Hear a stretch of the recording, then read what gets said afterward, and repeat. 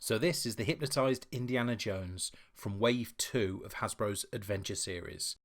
My first thought when this was announced was, do we need another Indiana Jones? Now, Wave 2 itself, 3 of the 5 figures are Indy, and of the 4 Temple of Doom figures we've released, 3 of them have been Indy. So maybe I'd got a bit of a bias when this figure was announced, and it didn't really change when I received it. But I think this figure's surprised me. Let's get into it now. So as I said in the intro, this Indy's from Temple of Doom. He's the version of Indy that gets inexplicably hypnotised by drinking some weird blood and ends up being a bit of a dick for about 10 minutes of the movie. Let's start by having a bit of a look at the box.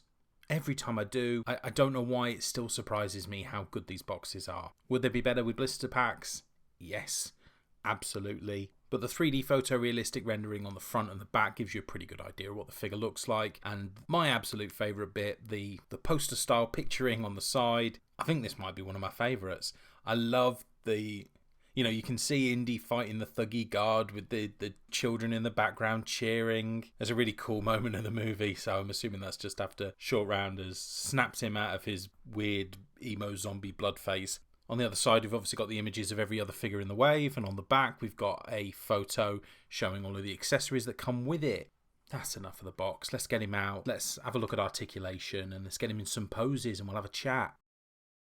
So it's probably not surprising to you that Articulation on this figure is probably as free and as impressive as any of the figures in the range, because there's not really any clothing or any additional plastic to hold Articulation back. So the wing movement in the shoulders is excellent, moving down the arms, the elbows, the wrists, they move well. The head movement is great, and the leg movement is as expected, because these are pretty much the same pants that you see on every Indiana Jones figure in the range. But there is definitely more movement in the hips and in the chest than we see in a lot of those figures. So it probably adds a level of posability that you don't have in some of the other Indies. He's definitely more flexible. He comes with a couple of really cool accessories as well. So the little rope sash I've already put around him. We won't go into any more detail on that here. But he comes with a really large spear. Comes with his usual satchel bag. But unusually, this satchel bag opens and does actually have space to store Shankara stones inside it. It comes with a really fantastically detailed blood vial that looks like it's taken straight from the film. And it comes with 2 sets of Shankara stones. So I think my problem when these first got released was that I, and maybe a lot of you as well, just wanted to see as many different characters as possible covered by Hasbro. And I think that the danger that comes from that, from Hasbro's perspective, because they are a business and they want to make money, is that not everybody wants every character. And whatever characters you choose, there are going to be some that are going to just end up as peg warmers. And they've learnt that through previous ranges. And we'll no doubt see that with this range as well, to varying degrees for varying characters. So it's always bankable for Hasbro to choose to do another variation of Indiana Jones. And I suppose I can't fault them for that. All of the best moments of all of the movies for me are moments that Indy is integral to. But is this an unnecessary figure? No, I don't think it is. And here's why. What we get with this figure is a depiction of one of the most interesting parts of Indiana Jones' story arc in Temple of Doom. It's shocking to see him under thuggy control, to be at the whim of Mola Ram and doing his bidding. We can't understand that as fans. It's difficult for you to comprehend when you're first watching the movie. You're like, how has our protagonist fallen so far? How is he under their control? It's just blood, for God's sake. But it's what it leads Short Round to do. It's so rare that we see Indiana Jones saved by someone else. And that's exactly what we get. We actually get it twice in that one scene, because Short Round first saves Indy from being hypnotised, and he then saves him from being tortured by the Maharaja with the voodoo doll. So more than at any other point in the whole Indiana Jones series, this figure is an epitome of the sort of fallibility of Indiana Jones. And it's probably why Temple of Doom works as a prequel, because it helps Indy learn that he can't always do this by himself. We all knew there's a reason that he had Short Round. And, while we might not have seen previous adventures with him, we can now get a glimpse into why Short Round is so vital to have around. No pun intended. So yeah, I think that the moment when Indiana Jones is hypnotized and, you know, the whole issue of snapping him out of it is vitally important to the Indiana Jones story. And whilst, you know, I'm the first to admit that I want a Mola Ram and I want a Willie Scott, and perhaps, you know, before this range came out, they would 100% have been higher in my ranking than this Indy figure. But it doesn't make this Indy figure any less vital to the range. And I'm glad that we just got this figure, because if I was picking, I wouldn't have got it. It wouldn't have been on my list. Jump into the comments and let me know whether it would have made your list.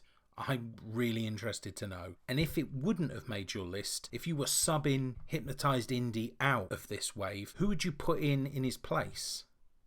Now, you've seen him spinning away in the background, so let's get talking about what I think of the figure itself. I'm going to largely leave the pants alone because they are effectively the same pants that we've seen on Temple of Doom Indy and a slight repaint of the same pants that are on the Raiders of the Lost Ark Indy. I'm actually pleasantly surprised with how the shirtless Indy works. I'm always going to have my hang-ups with the number of lines and the number of seams that we get on this torso and these arms. And I suppose it's just one of those where normally they're covered up by clothing. I mean, in fact, you know, they probably don't, you know, I'm sure they don't even sculpt this look before clothing is put on a lot of the time. But clothing hides a number of, you know, of sins with regards to the makeup of how these figures work, you know, under the surface. But generally it strikes a really impressive figure. And congrats on Indy for the wonderfully defined six-pack as well. Very jealous. I really like the face sculpt on this. I don't think it's different to Club Obi-Wan Indy, save for the paint application on the forehead, and that looks really good. It's a little bit of film accuracy that we obviously want to see on our figures, but can sometimes go missing. So yeah, very happy with how the face sculpt looks, and just happy with posability on this. There's something about this spear that works really well in his hands as well. Any way I pose him, I just want that in his hand because I think it's really striking as a weapon, you know, as a feature of this figure. And I'm also so impressed with how this blood vial looks as well, this skull vial. I feel it's so close to how it looks in the movie. You know, that it's the attention to detail on that scale that really impresses me. I'm so pleased with that. That's going to look great on my shelf next to the sort of Shankara shrine. I think it's brilliant. And I was really surprised when I took the satchel out and the satchel opened.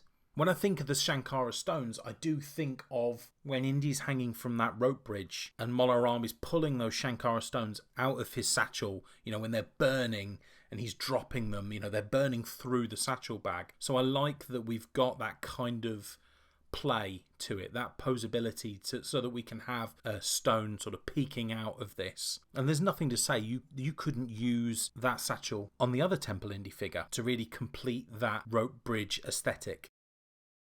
I'm also really impressed with these Shankara stones as well. I mean, they fit in the hand pretty well. And the fact that we've got two sets of them, this means that, you know, you can have a glowing set sitting in your Shankara shrine, but it also then means you can pose other stones with other Indy figures and you're not sacrificing one for the other, if that makes sense.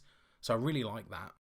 These orange Shankara stones are supposed to glow as well. So maybe we'll have a look at that in a future video when we get the shrine built. The other really cool detail on this figure is the whip marks on the back. It's something that we saw alluded to with the previous Temple Indy. So the figure that had the slashes coming off his shirt. You know, here we can see the actual whip marks that went through the shirt. Again, nice attention to detail here. I mean, they don't look massively realistic. You know, they're just little paint lines, but it's something that they could have left off. And what's the best bit about this Hypnotised Indy? It's reuniting him with Short Round. So you can get the nice hug going on between Indy and Short Round after he's been woken from his zombie-like state. And I think that's how I'm going to end up posing them on my shelf. So is it the best figure in Wave 2? I don't know. I don't think so. I think I'd put Temple Indy above this one. However, is it a far more important and essential figure to this wave than we've given it credit for? Absolutely. I'd written this figure off months ago, and I shouldn't have. So why don't you hit a like on the video if you like this figure, if you think it's important. And why don't you leave me a comment and let me know whether it's something that you're going to be getting. I'm interested to see whether this figure is going to get ignored because he's another Indy figure, or whether he's attractive enough as a buy. And also, why not consider subscribing to my channel for future news and reviews? You know, if you're interested in the Indiana Jones Adventure Series, I'm working my way through Wave 2. We've got some future retail exclusives on pre-order, and we've got Wave 3 coming out in the next few months. But regardless of whether you do that, thanks so much for joining me today. I really enjoyed looking at this guy, far more impressive than I expected him to be. But you can see him here with Short Round, and if you haven't already watched it, why not take a look now at my Short Round review? Alright, thanks ever so much for joining me. Speak to you all soon. Take care. Bye bye.